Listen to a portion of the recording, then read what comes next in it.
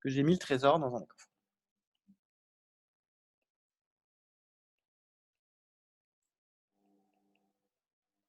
Et il y a 50 coffres.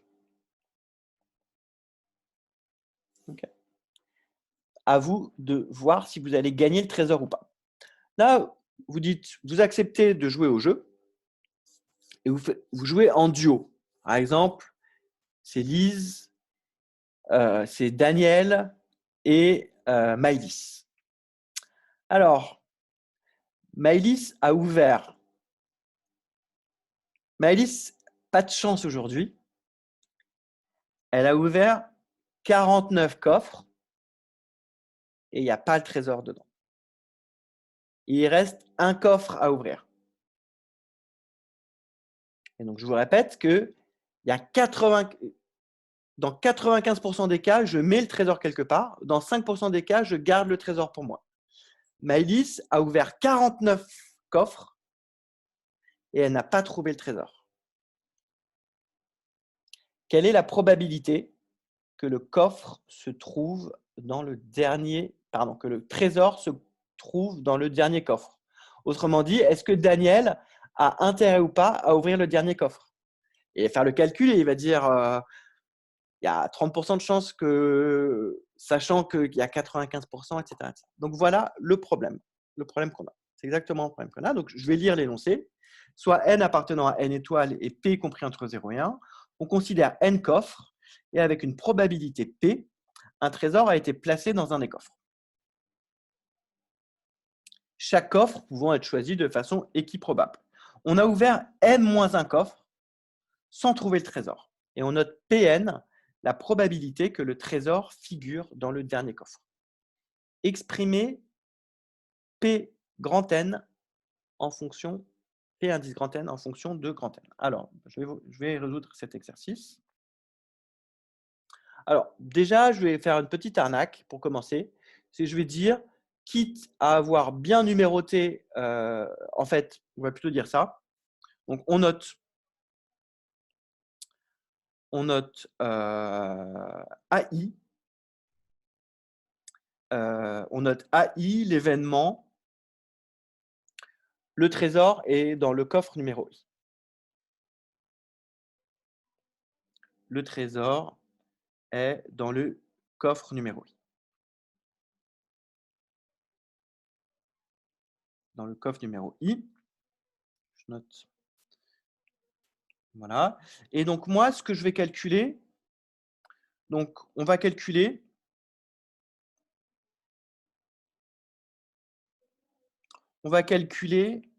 ici la probabilité que le trésor soit dans le coffre grand N, sachant que le trésor n'est pas dans le premier coffre,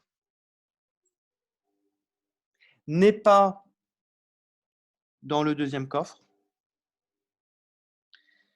etc., n'est pas dans le n-1e coffre. Et donc, je vais juste calculer cette probabilité-là, et par symétrie du problème, la probabilité que je cherche à calculer est celle-là. D'accord?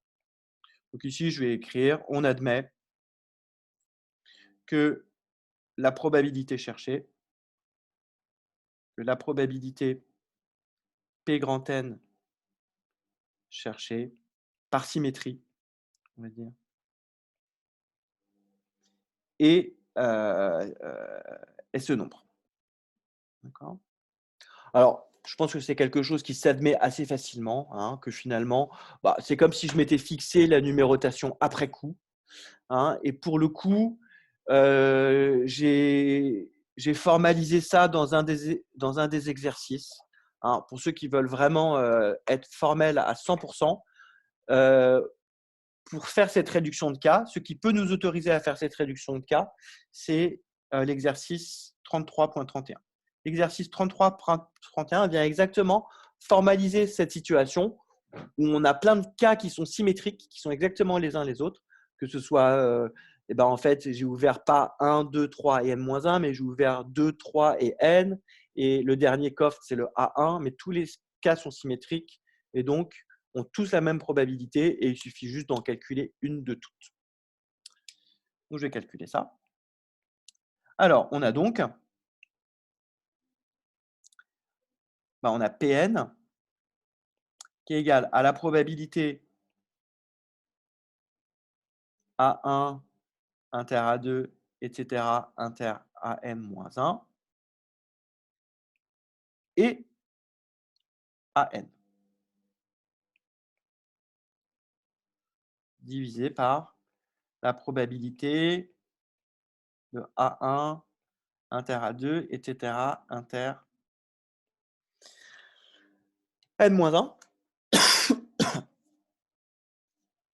Ça, c'est par définition la probabilité conditionnelle. Par définition de la probabilité conditionnelle. Une probabilité conditionnelle. Je vous rappelle, la probabilité que A survienne, sachant que B est survenu. Notez aussi la probabilité que A survienne, sachant que B est survenu, est la probabilité de A et B divisée par la probabilité de B, si la probabilité de B est strictement positive. OK? Donc là, j'ai exactement fait ça. Maintenant, ici, ce que je peux remarquer, c'est que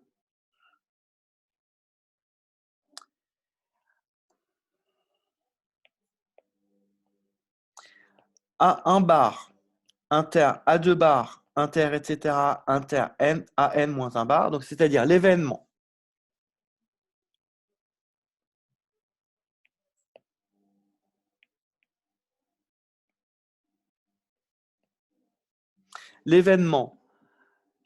le trésor n'est pas dans le premier coffre, et le trésor n'est pas dans le deuxième coffre, et le trésor n'est pas dans le troisième coffre, etc., etc.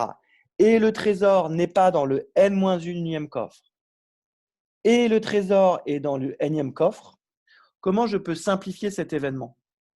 Levez la main ceux qui ont une idée à proposer. Alors, je vous laisse encore quelques secondes pour réfléchir. Comment je peux simplifier cet événement?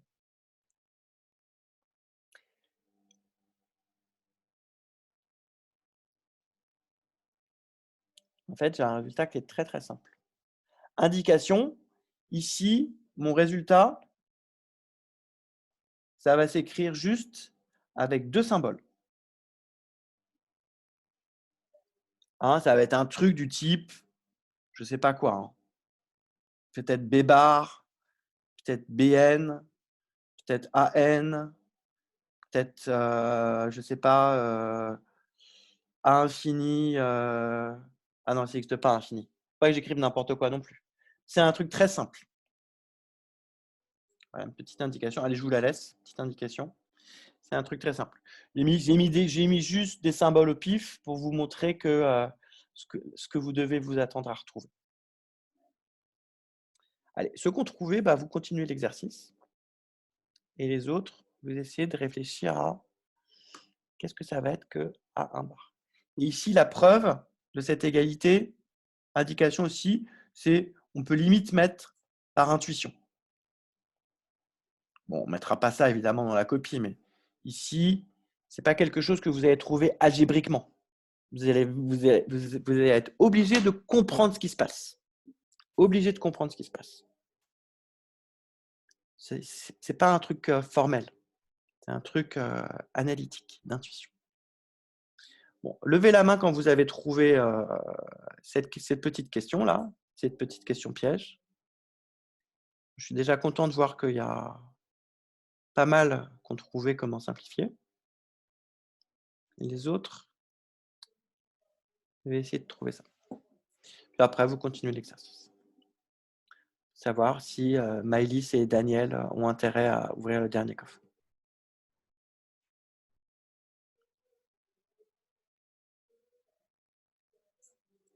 Dans le cadeau, c'est une rose rouge.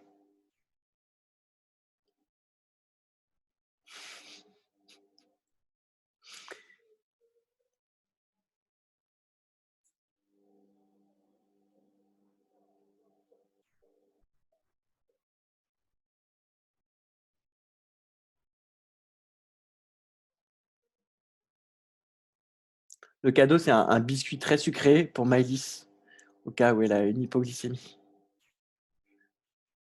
Une part de brownie bien lourd. Ah, ça risque de faire des jaloux. J'aurais pas dû choisir Daniel alors. Pour Maëlys, je sais pas avec qui elle est en couple, Maëlys. Avec Tom Elliott.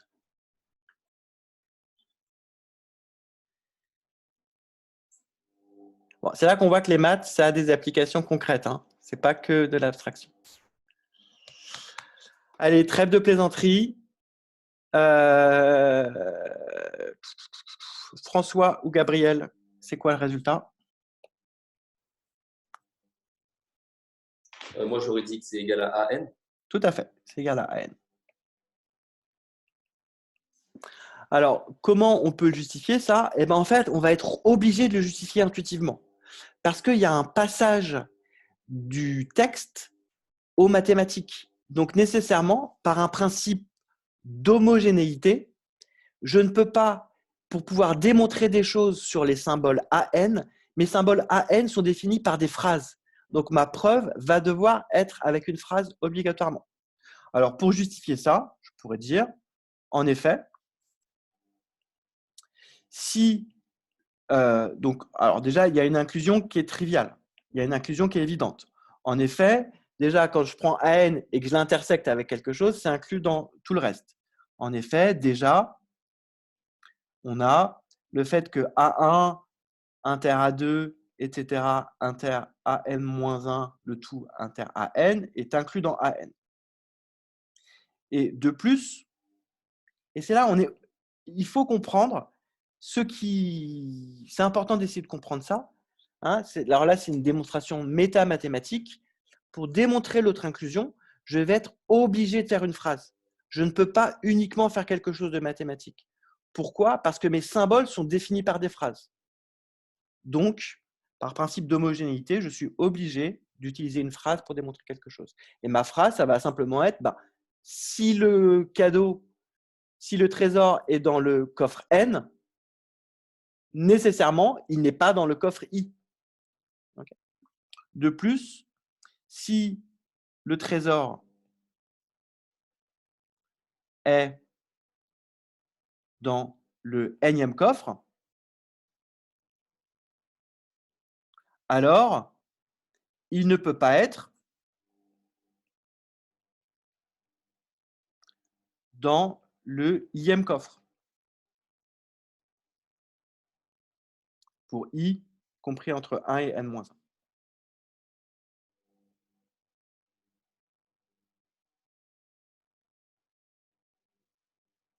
Donc, on a AN et AI qui sont incompatibles. Bon, je vais fixer I.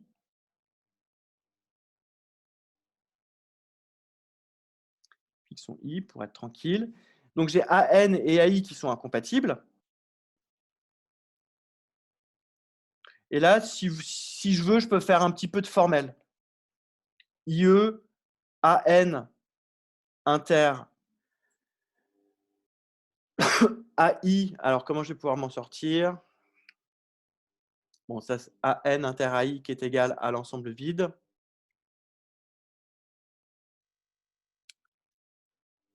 Donc, allez, je vais le faire directement. Donc, j'ai AN qui est nécessairement inclus dans AI bar. Alors là, j'essaie de calculer si c'est la bonne inclusion. OK. Et donc, j'obtiens que AN inter AI bar est égal à AN. Okay. Et donc, de proche en proche, quand je les intersecte tous, clac, clac, clac, ça fait toujours AN.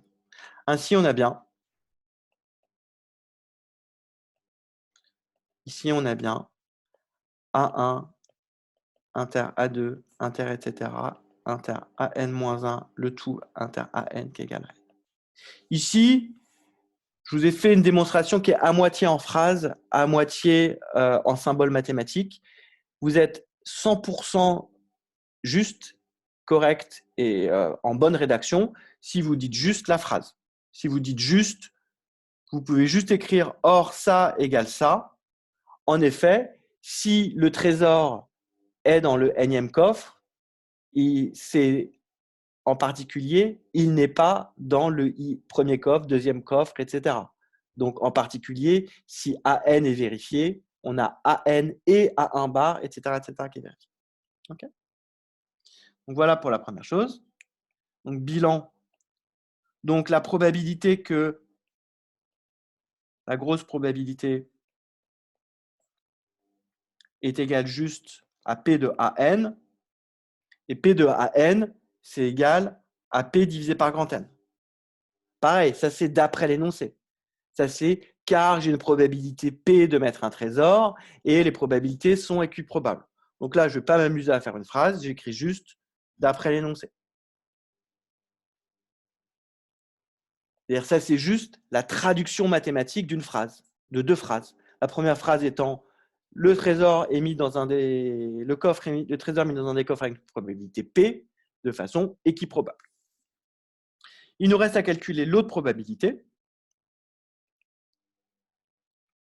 La probabilité de A1 bar inter A2 bar, etc., inter AN bar. Donc, la probabilité qu'il soit dans aucun de ces coffres.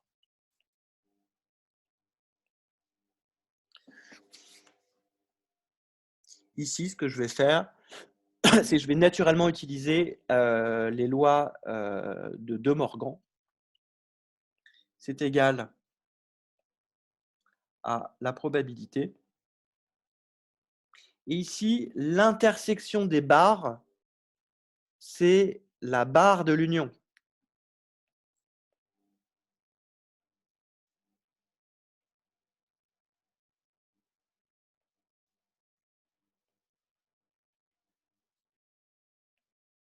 Je suis plus à l'aise en probabilité avec des unions qu'avec des intersections. La probabilité d'une union, ça se calcule très facilement si les événements sont incompatibles. 2 à 2. En revanche, l'intersection, on ne sait pas trop dire. Rien. Okay.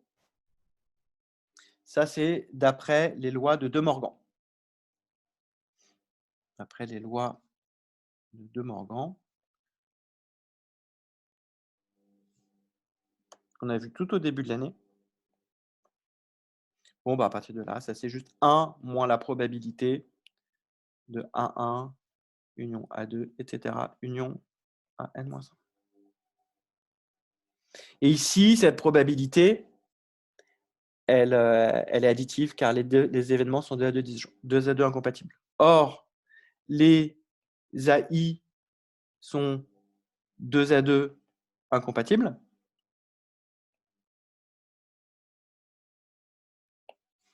Je ne peux pas être à la fois dans le IM coffre et dans le JM coffre. Ça, je n'ai même pas besoin de le justifier.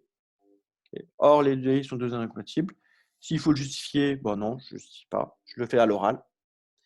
Donc, la probabilité de A1, union, etc., union AN-1 est égale à la somme des probabilités.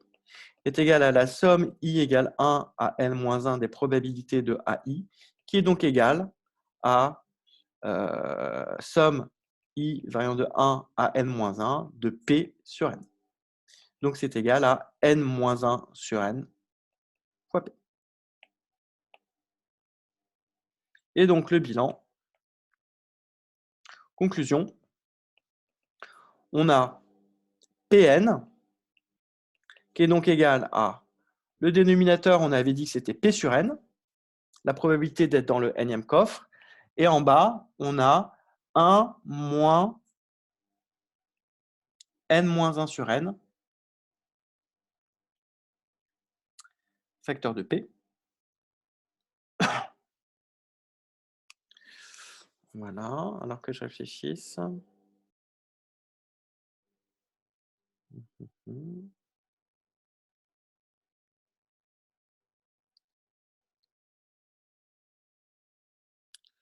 Je n'avais pas le souvenir d'avoir fait ça.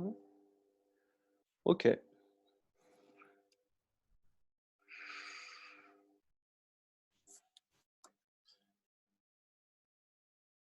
Voilà le résultat. Alors, je vais écrire ça sous forme plus simple. Je vais multiplier par n en haut et en bas. Donc, ça fait P divisé par... est-ce que c'est intéressant si je fais ça? Monsieur, je crois que ça fait 1. De quoi? Le résultat de PN. Ah bah non, ça, c'est pas possible. C'est-à-dire que ça serait que c'est obligé de dire que Daniel, il doit nécessairement le coffre. Donc le trésor est nécessairement dans le dernier coffre. C'est faux Non, ça me va. intuitivement ça. C'est faux intuitivement ça. Alors on va simplifier. Je vais multiplier par n en haut et en bas. Donc ça fait n moins 1 fois p.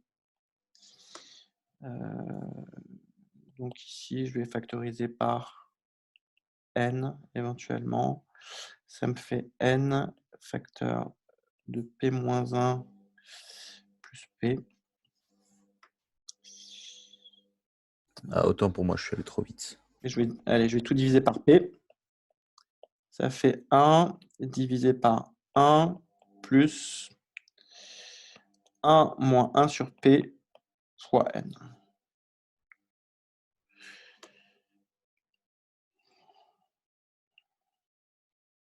Alors, on va faire des petites applications numériques. C'est pas 1 moins P plutôt que P moins 1, monsieur? Oui, merci. Je vais prendre le signe. Alors, ici, c'est du n facteur de 1 moins p. Et donc, ça me fait du 1 sur p moins 1. C'est pas très joli, ça.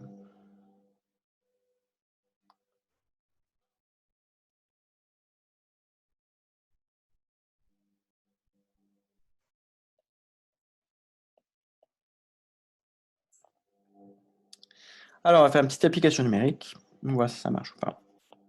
Application numérique. Donc, on avait dit P égale à 0,95 et grand N est égal à 50.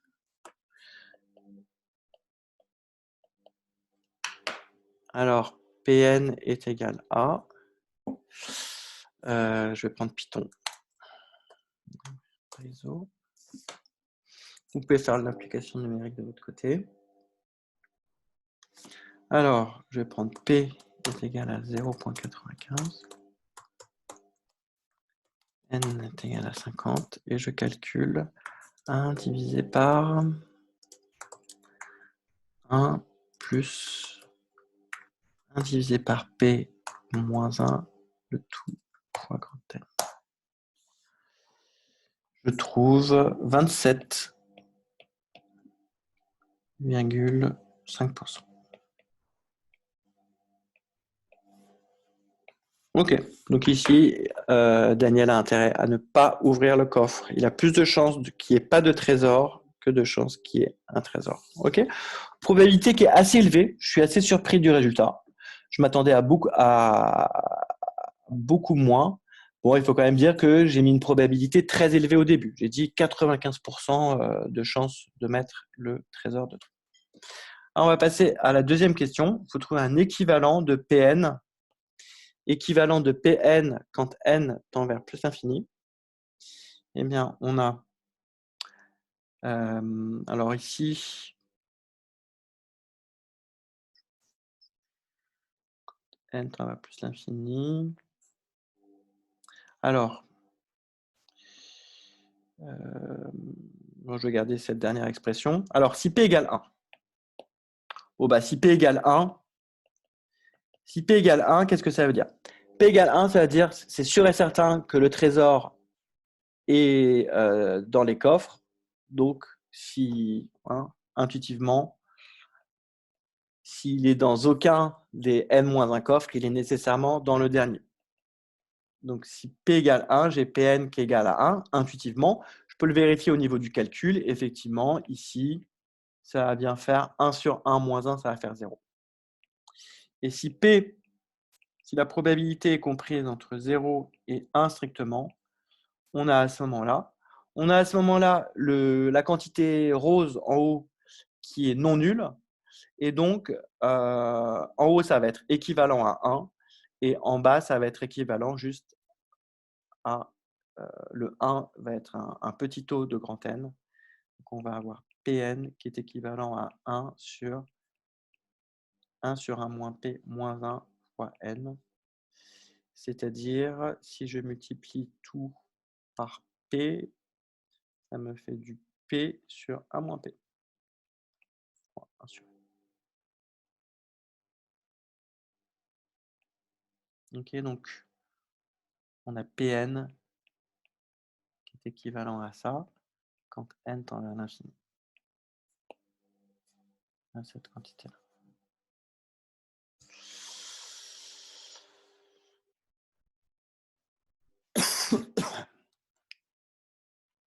Voilà. Est-ce qu'il y a des questions sur cet exercice?